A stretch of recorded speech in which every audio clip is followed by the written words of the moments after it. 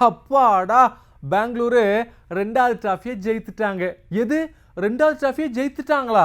இந்த சீசன் ஆரம்பிச்சு 10 மேட்ச் கூட முடியலையேப்பா.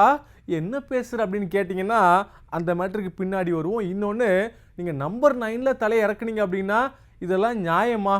ஒரு காலத்துல எப்படி இறங்குன மனுஷன் அவர் அப்படின்னு ரொம்ப கடுப்புல இருக்கிறாங்க சென்னை ஃபேன்ஸு.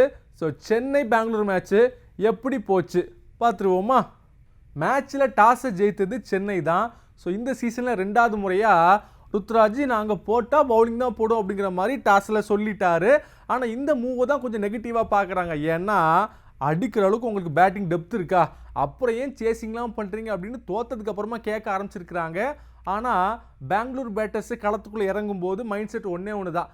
இந்த பிச்சு எல்லாரும் சொல்கிறாங்க ஸ்பின்னுக்கு ஆதரவாக இருக்கும், கஷ்டமான பிச்சு அப்படின்னு. ஆனால் நம்ம கண்டிப்பாக 200 டார்கெட்டை செட் பண்ணணும் அப்படிங்கிற வெறியோட தான் உள்ளே இறங்குனாங்க. அதே மாதிரி பார்த்தீங்கன்னா மேட்ச் ஸ்டார்ட் ஆகி ஒரு பக்கம் நல்ல ஃபாஸ்ட்டாக விறுவிறுப்பாக போய்கிட்டு இருக்கு. யார் அடித்தாலும் யார் விக்கெட்டு போனாலும் நாங்கள் வந்தது அடிக்கிறது அப்படிங்கிற மாதிரி நல்ல ஸ்ட்ரைக் ரேட்டோட எல்லாருமே ஆடிக்கிட்டு இருந்தாங்க. ஆனால் இந்த பிச்சில் எல்லாரும் அவளோட காத்துக்கிட்டு இருந்தது ஒருத்தரோட இன்னிங்ஸுக்கு தான். விராட் கோலி இந்த மாதிரி பிச்செல்லாம் அசால்ட்டாக டீல் பண்ணுவார். ஆனால் இன்றைக்கி அவருடைய பேட்டில் சரியாக பால் படலை தான். அதன் காரணமாக தான் 30 பாலுக்கு வெறும் 31 ரன் தான் அடிச்சிருந்தாரு. ஆனால் ஒன்றுப்பா 10 ரன்னா ஒரு பவுன்சர் போட்டார், அவர் தலையில் அடிச்சிச்சு. அதுக்கப்புறமா சில இன்னிங்ஸு ஷாட்லாம் அடித்தார் பாருங்க, வேற லெவலில் அடித்தார்.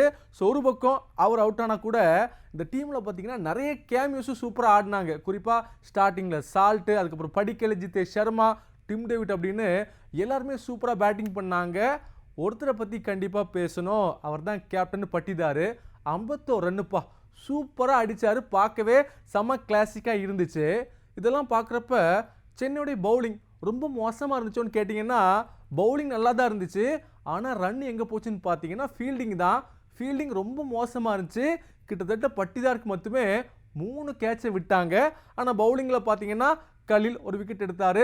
10 ரன்னா மீண்டும் பேக் டு ஃபார்ம் வந்திருக்கிறாரு, 2 விக்கெட் போட்டார். கடைசியில் நூர் அகமது வழக்கம் போல் விக்கெட் எடுத்து மாஸ்க் பண்ணிட்டாரு. இப்போ சென்னை பேட்ஸ்மேன்லாம் 197 தான் டார்கெட் அப்படிங்கிற கணக்கோடு உள்ளே இறங்குனாங்க. உண்மையை சொல்லணும் அப்படின்னா அடிச்சிருவாங்க அப்படிங்கிற நம்பிக்கை இருந்துச்சு. ஏன்னா மும்பை மேட்ச்சில் சேஸ் பண்ணிட்டாங்க இல்லையா? ஸோ எப்படியும் சேஸ் பண்ணிடுவாங்கன்னு நினச்சா ஆரம்பத்திலே சில சொதப்பெல்லாம் வர ஆரம்பிச்சிருச்சு. இந்த நேரத்தில் சென்னை பேட்டிங்கை பற்றி சொல்கிறத விட பெங்களூர் பவுலர்ஸை பற்றி கண்டிப்பாக பேசி ஆகணும். புவி, ஹேஸ்லுட்டு 2 பேருமே ஸ்டன்னிங்காக பால் போட்டாங்க. குறிப்பாக குத்தி குத்தி ஏற்றினாங்க பாருங்கள். ஓப்பனர்ஸுக்கெல்லாம் பால் பேட்டில் படவே இல்லை, எங்கெங்கேயோ போயிட்டு இருந்துச்சு. அதே மாதிரி விக்கெட் பார்த்தீங்கன்னா ஸ்டார்டிங்லேருந்தே டப்பு டப்புன்னு போயிருந்துச்சு. திருப்பாத்தி அவர் அவுட் ஆனார். அப்புறம் ருத்ராஜ் மேலே தான் பெரிய நம்பிக்கை இருந்துச்சு, அவரும் உடனே அவுட் ஆகிட்டார். ஹூடா போயிட்டார், சாம்கன் போயிட்டார், டியூபே போயிட்டார். கிட்டத்தட்ட அந்த நேரத்தில் 80 ரன்னுக்கு 6 விக்கெட்டு சோலி முடிஞ்சிருச்சுன்னு நினைக்கிறப்போ தான் ஜட்டு தலோ காம்போ சேர்ந்தாங்க. ஒரு நல்ல ஸ்கோருக்கு கொண்டு வந்தாங்க, டீசெண்டான ஸ்கோர்னு சொல்லலாம். ஆனால் இந்த இடத்துல தலைக்கு முன்னாடி அஸ்வின் இறங்கினார். அதுதான் ரொம்ப மோசமாக பார்க்கப்படுது. என்ன காரணம்னா எல்லாருக்குமே தெரியும், ஒரு காலகட்டத்தில் எம்எஸ்டி களத்துக்குள்ளே வந்தார் அப்படின்னா மேட்சை வின் பண்ணி கொடுப்பாரு அப்படிங்கிற பேச்சு இருந்துச்சு. இப்போ இந்த மேட்ச்சில் இவ்வளோ லேட்டராக வர்றாரு, என்ன காரணம்? அஸ்வினுக்கு பின்னாடி வர்றாரு அப்படின்னா அவருக்கு ஏதாச்சும் பிரச்சனையா அப்படிங்கிற அளவுக்கு நிறைய பேர் பேச ஆரம்பிச்சிட்டாங்க. ஆனாலும் களத்துக்குள்ளே வந்தார் பாருங்க, அந்த மக்களுடைய ஆரவாரம். ஏன்னா தோக்கிற சூழலில் தான் சிஎஸ்கே இருக்கிறாங்க, ஆனால் வந்தோடனே கத்தி கொண்டாடினாங்க பாருங்க, அதெல்லாம் செம்ம வைப்பு. ஆனால் ஒரு உண்மையை கண்டிப்பாக சொல்லி தான் ஆகணும். என்ன தான் தலை இருந்தாலும் ஜட்டு இருந்தாலும் இவங்க மேட்சை வின் பண்ணிடுவாங்க அப்படிங்கிற நம்பிக்கை இல்லவே இல்லை. குறிப்பாக சிஎஸ்கே பிளேயர்ஸ் யார் மேலேயுமே அந்த நம்பிக்கை வரல. இன்ஃபேக்ட் நீங்கள் கூட பார்த்துருப்பீங்க, சிவம் டியூபே அவர் கிரீஸில் நிற்கும் போது கூட இவரெல்லாம் 6 அடித்து மேட்ச் வின் பண்ணி கொடுப்பாரு அப்படிங்கிற எண்ணமே இல்லை. இதுக்கெல்லாம் காரணம் என்ன சொல்கிறாங்க, சென்னையுடைய தோல்விக்கு என்ன காரணம் சொல்கிறாங்கன்னு பார்த்தீங்கன்னா டீமுடைய காம்பினேஷனே ரொம்ப தப்பாக இருக்குது அப்படின்னு பார்க்கப்படுது. என்ன காரணம்னா, நீங்கள் திருப்பாத்தி ஓப்பனிங் கொண்டு வர்றீங்க, அது யாருக்கான இடம்? ருத்ராஜுக்கான இடம். அப்போ அவர் இடத்த அவர் சாக்ரிஃபைஸ் பண்ணுறாரு. இன்னொன்று திருப்பாத்தி, தீபக்கூடா 2 பேருமே எதுக்குப்பா ஸ்குவாடில்? ஒன்று இவங்க 2 பேரில் ஒருத்தரை வைங்க, இல்லாட்டி காம்பினேஷனை மாற்றுங்க அப்படின்னு சொல்கிறாங்க. அதே போல் சாம்கரன் பால்லாம் போட்டால் அடி நொறுக்கிடுறாங்க. அவர் வந்தால் பேட்டிங்லேயும் ஸ்கோர் பண்ண மாட்டுறாரு.